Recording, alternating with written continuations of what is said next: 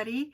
Welcome back to my channel. We are on week number 28. This week I have blocks 125 through 134 for you. That's 10 blocks that I got done.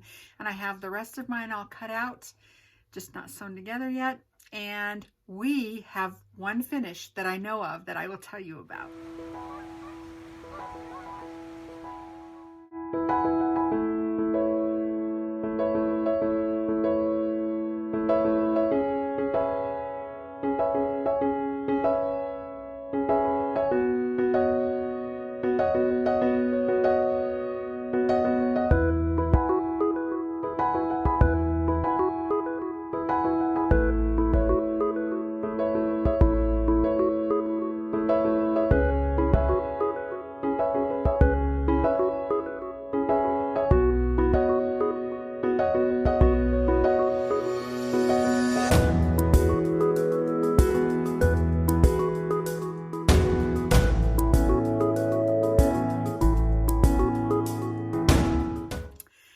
I am so excited. Thanksgiving is next week. I've been busy sewing and working on some Christmas projects, and I feel rejuvenated now, and I'm in the mountains. It's really foggy today, but I feel so good about finishing up this project before the end of the year. I finished up some Christmas projects for family members. It is the month of November. I did just say that Thanksgiving is next week, and I am really looking forward to that day. That's kind of a R&R day for me, and I'm going to go on one major hike that I have planned. Anyway, we have a finish. Brenda in Canada, you lucky girl, you. I am so jealous. The rest of my blocks are all cut out. I just don't have them all sewn together. I am working on 12 for next week, and then I would have 3 weeks left of 12 more blocks, and I will be done. But congratulations, Brenda.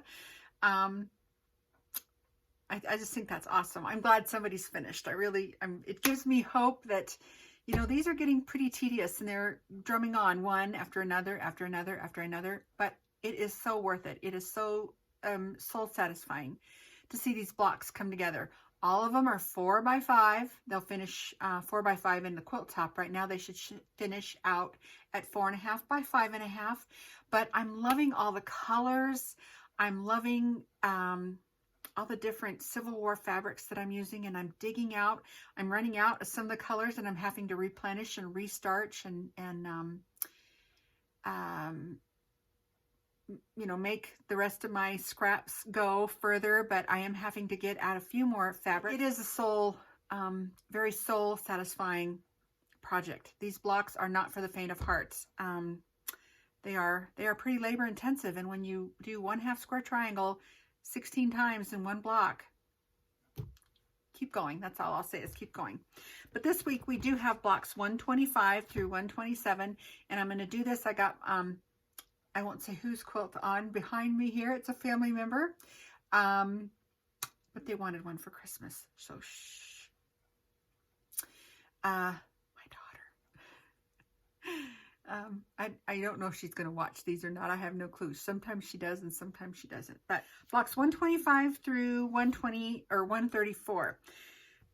Good luck. Number 125 is called Good Luck.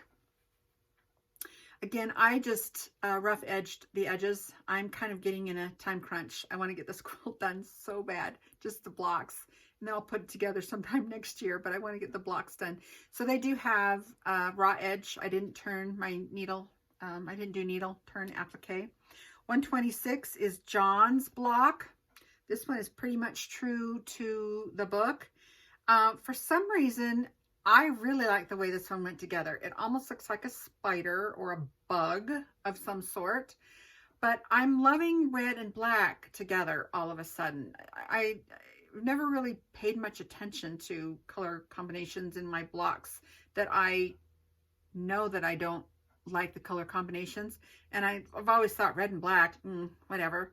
But I do like the way this block looks, very geometric. And I like the way the red and the black look together. 127 is Rook, and I loved this block. It's me. It's simple. It's just two-tone, two-color.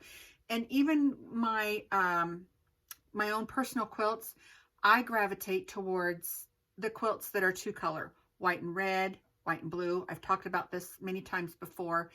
So this block struck a chord with me. I loved it. Just loved the way it came out.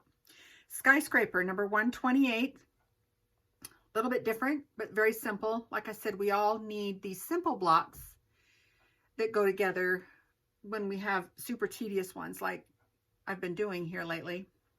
There's some in here this week, but Skyscraper, number 128. Number 129 is Cocktail.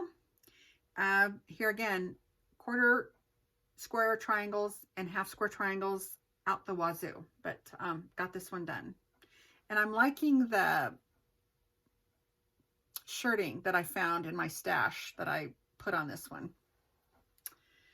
Number 130 is called Times Square, or excuse me, Foursquare, Times Square. You can tell I got New Year's on the brain. Red and black again. I'm really liking the red and black color combos. Kind of cool. Oh, this one was a little bit time intensive. 131, Summertime. A lot of half square triangles in this one. My back,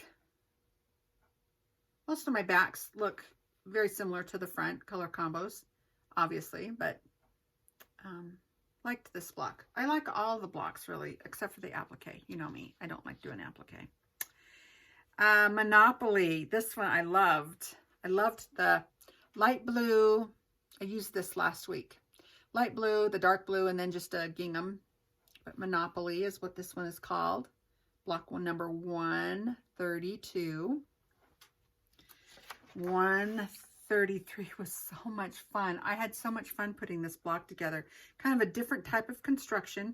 You made a rectangle of all these squares first, or all these rectangles, and then cut and did your fold over your half square triangle.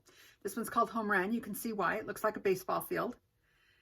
Love the color combinations in this one too. They set each other off. I stayed pretty much true to the picture here in the book. 133, Home Run. And the last one, I have a big history of, especially Revolutionary War history. I love reading historical fiction as long as it stays pretty much true to true history. This one is called Regiment. And for some reason, this block just did not strike a chord with me. A lot of half square triangles. You can see right here, I had a hard time getting this block, which would be the flagpole, to lay straight. I may have to starch this one, the living dickens out of it, to get it to stay like a true flagpole would. But to me, it looks a little wavy. I did this block twice actually, because I was not happy with the way my first flagpole turned out. This one's a little better, but there's my back. So anyway, 134, Regiment. This afternoon, I'm going to go on a walk. I'm going to bear the fog and go on a walk. But before I do that, I'm going to work a little bit more on this quilt behind me. I've got my fire going. It's actually propane, but it keeps me warm out here in my studio. And this is my project for while I watch. I'm a big fan of Jane Austen. I love the 5-hour version of Pride and Prejudice with Colin Firth. But I did just check out from my library I don't know if it's a 2-hour version, it's shorter anyway, of the Pride and Prejudice with Keira Knightley. I love Keira Knightley, and I can't remember the man who plays opposite her, but I love them both as actors and actresses.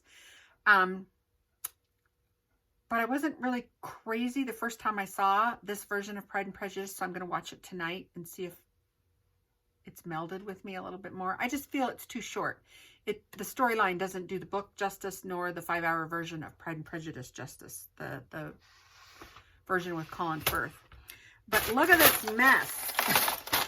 There's this all thrown in here. Crochet hooks, knitting needles, and this doesn't even include my circular knitting needles.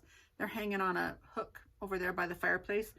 But I need to organize these somehow, some way. They are just a mess.